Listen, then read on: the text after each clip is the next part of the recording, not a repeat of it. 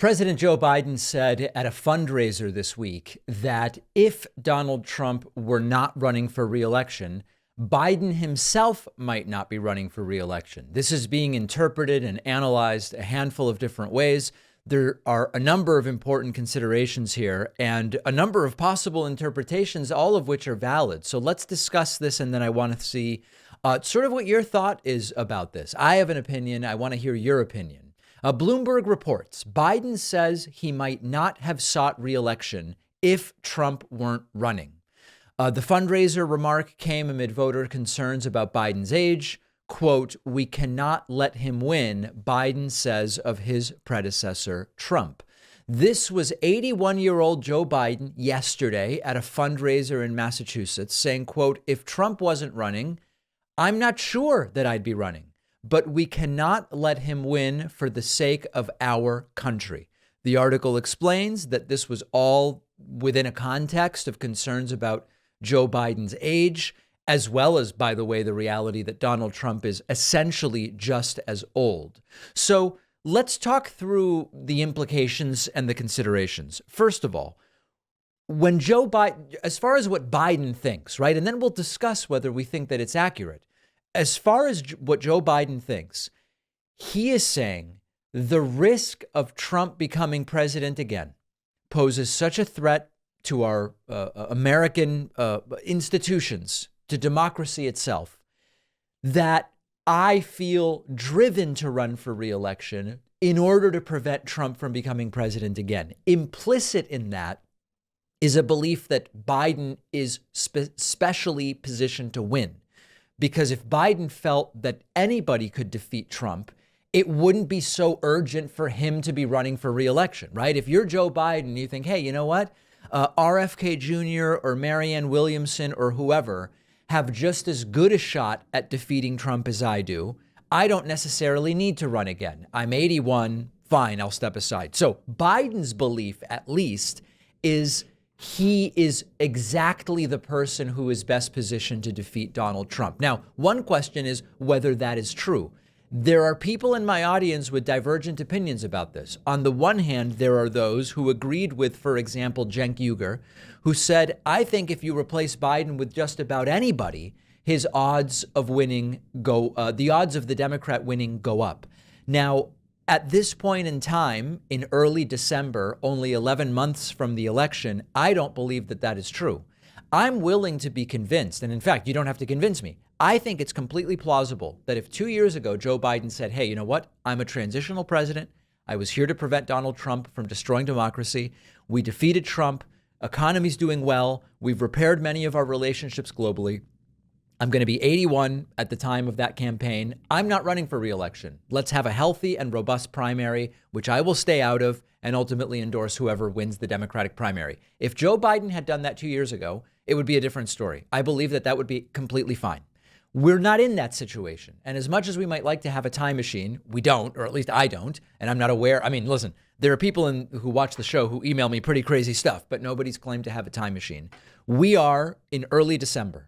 And Joe Biden has already announced he's running for re-election. There is a negative impact that would be had if today Joe Biden were to say, hey, you know what? I'm actually not going to run. Throw together a real primary.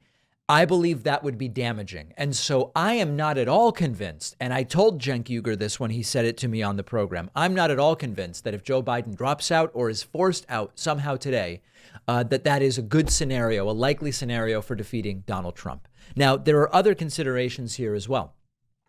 There is the issue of our democratic institutions and policy concerns. Joe Biden is accurately emphasizing that Donald Trump poses a threat to American democracy. Progressive policies that Trump can undo would be immediately undone. Or if you don't want to use the progressive label, you can say center-left policies, democratic policies, whatever.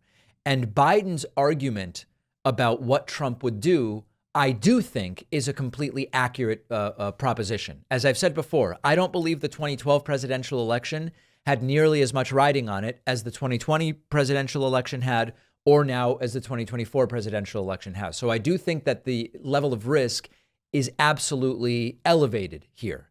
When it comes to alternative candidates to Trump, right? This is the second part, which is fine.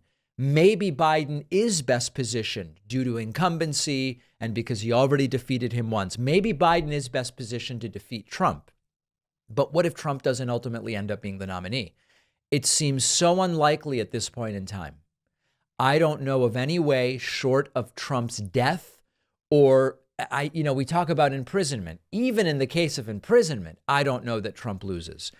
It seems so unlikely that anybody but Trump is going to be the Republican nominee that it really seems like a non-factor. Now, we can't ignore, we're talking here about Democratic voters. What do Democratic voters want out of the Democratic nominee? It is stunning that Trump is considered a valid candidate for even a single American to consider.